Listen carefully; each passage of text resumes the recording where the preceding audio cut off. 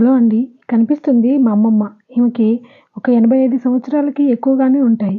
అసలు 85 సంవత్సరాల క్రితం వీళ్ళ జీవన విధానం ఎలా ఉండేది? దసరా పండుగ నిజంగా ఎలా జరుపుకునేవాళ్ళు? రజాకార్ల గురించి వీళ్ళకి ఏం తెలుసు అని అడిగితే మా అమ్మమ్మ ఇలా చెప్పింది. మీరు కూడా ఒకసారి ఈ వీడియో చూసి ఎలా అనిపించిందో ఒక లైక్ అయితే చేయండి. ఎందుకు కొట్టేది వచ్చి మొగోళ్ళని కొడతాయి గుంజు పట్టుకపోయి కొట్టేది. ఇక ఒక తులకాయనండి తొంట తులకాయనండి ఇట్లా నెత్తిండే పొడుగు మాన్కొట్లుగా ఇంటికి కలిసి చెట్టుకు పోలీసు వాళ్ళు ఉండే ఏమంటారు పోలీస్ స్టేషన్ ముందు చెట్లు ఉంటే ఆ చెట్లోకి ఇంటికెళ్ళి కట్టి ఈడొక పోలీసు ఆయన నిలబడి దెబ్బ గొట్టి అట్టు నూగితే మళ్ళీ ఆడున్న పోలీసు ఆయన కొట్టి నూగేది. అట్లా కొట్టితే ఇక ఆయనను మా పానంతో ఇంత ముక్కలు కోసి ఊరుకుడు వెళ్ళాడు పంపాలి అని అంటారు. అట్ట కొడతారు. కొడతాంటే ఇక వాడు నన్ను నేను నిలబెట్టే ఇక తప్పకుండా మాసం మొత్తం ఒలవాలంటే అంటే ఇక వాడు చిన్నగా నాకు ఒంటెలుగు వస్తుంది గిట్టనైతే నన్ను చంపుతారని నాకు ఒంటెలుగు వస్తుంది దెడ్డికి వస్తుంది అంటే పోరాయణాలు చుట్టూ నిలబడ్డాడు. ఉరుకుడు మొదలు పెట్టాడు. తుపాయితోని గాలి చేసాడు.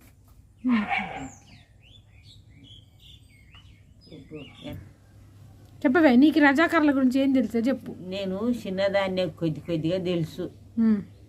అవరే వస్తారు రూపు వాళ్ళ అనగానే మొగోళ్ళు పోయే గుట్టలల్లో మండేది. ఇక ఆడోళ్ళు 2-3 ఇండ్ల దగ్గరనైతే ఒక్క దుక్కున బజార్ మంచాలు వేసుకొని పండుకునేటోళ్ళు. మొగోళ్ళు బోళ్ళకు పోయి పండేటోళ్ళు. ఈ రజాకారులు అప్పుడు వస్తాను అని భయపెట్టేది. గొడ్లు పొరగలను గొడ్లతో దోలితే వాళ్ళు వచ్చి ఒక్కొక్క నాడు చీకటి పడితే ఓ తల్లులు ఏడ్చుకుంటా ఊరికే తోవలు చూసేటోళ్ళు. అప్పుడు కూడా మరి ఎవరో ఒకరు కానీ అప్పుడు ఏం కూరుతామా బాగా ఇండ్లు గాల పెట్టేది, కుప్పలు గాల పెట్టేది. మేము చిన్నపిల్లగాళ్ళం కదా. మా అమ్మ నాటుకు పోతాంటే అక్కడ పెసరగా ఉన్నదని అనుకోంగిన్నాం. మా అమ్మ నాటుకు పోతాంటే ఏడ్చుకుంటే మడిపోయినాం. పోతే అందులో పెసరు చేను ఏది గుడ్లు మేతంటే ఏరుకొని తిన్నాం.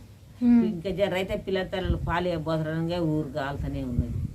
ఇక చూసి అమ్మో మన ఊరు కాలుతుందని ఎక్కడోళ్ళు అక్కడ దగ్గంపాటు ఆయన గోయింద కొట్టుకుందని కొప్పెర్లు కొంట పోయి బురద మడుగులో దెక్కి ఇక ఏడ్చుకుంటా ఊళ్ళోకి వచ్చారు. ఊళ్ళోకి వచ్చాక 2-3 ఇళ్ళు కాగిపోయినాయి. పెసాలు వేయించి పప్పిసిరి కోసి వండుకునేటోళ్ళం.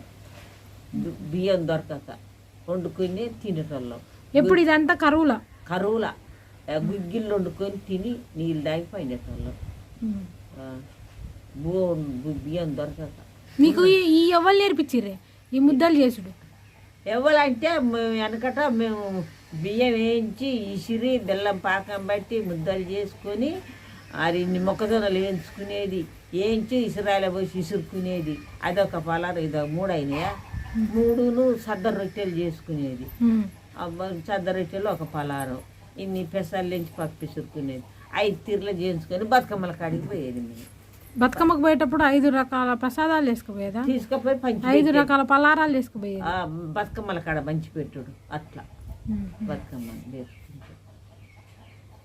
నువ్వు ఇప్పటికి ఎన్ని సంవత్సరాల నుంచి పెన్షన్ తీసుకుంటానువే? 50 ఏళ్ళ కానీ తీసుకు 2 రూపాయలు. ఎన్ని రూపాయలు అంటే నీకు ఫస్ట్ నువ్వు పింఛన్ తీసుకున్నప్పుడు? 70 రూపాయలు. 42 రూపాయలు కానీ అంతే. ఫస్ట్ నువ్వు పింఛన్ తీసుకున్నప్పుడు 42 రూపాయలు నీ పింఛను. ఇప్పుడు నీ పింఛన్ అంతే 2000.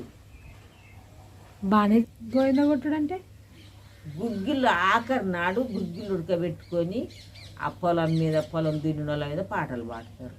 దేవునికి పెట్టుకుంటారు. లాస్ట్ నాడు ఆఖరి నాడు మామూలు కూడా అట్లా పెట్టుకుంటారు. ఎట్లా పాడతారు?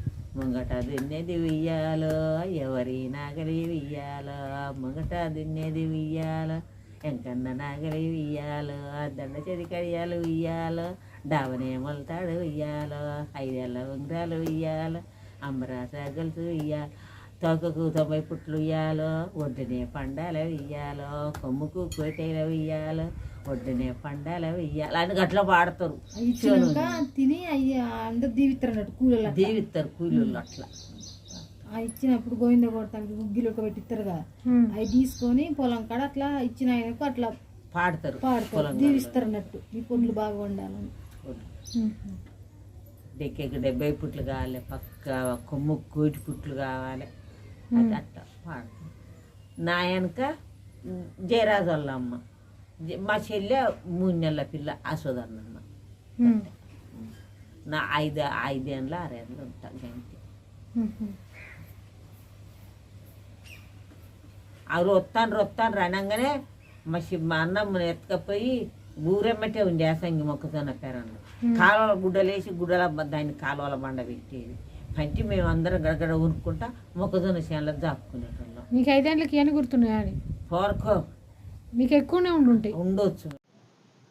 ఇప్పుడు మీరు చూస్తున్నది ఈసురాయి అంటారండి. చాలామందికి ఊర్లలో ఉంటుంది, చాలామందికి తెలిసే ఉంటుంది. సిటీలో పెరిగిన వాళ్ళకి నాకు తెలిసి తెలియకపోవచ్చు. ఈ కర్ర పెట్టి దాన్ని గట్టిగా కొడితే కదలకుండా ఉంటుందన్నమాట. దీంట్లో బియ్యం వేసి ఇసురుకుంటారు. అప్పట్లో మిల్లులు లేవు కదా, అప్పుడు ఇవే వాడేవాళ్ళు అనమాట. అయితే మా అమ్మమ్మ నా కోసం బియ్యం ఇసిరి లడ్డూలు చేస్తుంది. నాకు తెలిసి ఎవరికి ఈ లడ్డూలు తెలియదు అనుకుంటా. అందరికీ మినపసున్నుండలు తెలుసు కానీ బియ్యం ఇసిరి చేసే లడ్డూలు అయితే ఎవరికీ తెలియదు. అందుకే నా కోసం ఒకసారి చేయమని అడిగితే ఒక్కతే కేజీ బియ్యము వేయించి ఇలా ఇసిరిందండి. వేయించిన రైస్ని ఇలా ఇసురాయిలో ఇసిరిన తర్వాత రవ్వగా ఇసురుకొని దాన్ని బెల్లం పాకంలో వేసి నా కోసం లడ్డూలు అయితే చేసింది. మనమైతే ఆ వయసు దాకా బతికుంటామో లేదో తెలియదు కానీ మా అమ్మమ్మ మాత్రం ఇప్పటి వరకు మా కోసం ఇంకా పని చేస్తూనే ఉంది. నా చిన్నప్పుడు దసరాకి మా అమ్మమ్మ వాళ్ళ ఇంటికి వెళ్ళినప్పుడు ప్రతి దసరాకి ఈ లడ్డూలు అయితే కంపల్సరీ చేసేవాళ్ళు. అందుకే అడిగి మరీ చేయించుకున్నాను. చూసారు కదా ఒక్కతే ఎలా చేస్తుందో పని. మీకు ఈ వీడియో నచ్చిందని అనుకుంటున్నాను. ఈ వీడియో నచ్చితే ఒక లైక్ చేయండి, సబ్స్క్రైబ్ చేసుకోవడం మాత్రం మర్చిపోకండి. అలాగే ఈ వీడియో చూశాక మీ అభిప్రాయాన్ని కామెంట్ చేయండి. Thank you.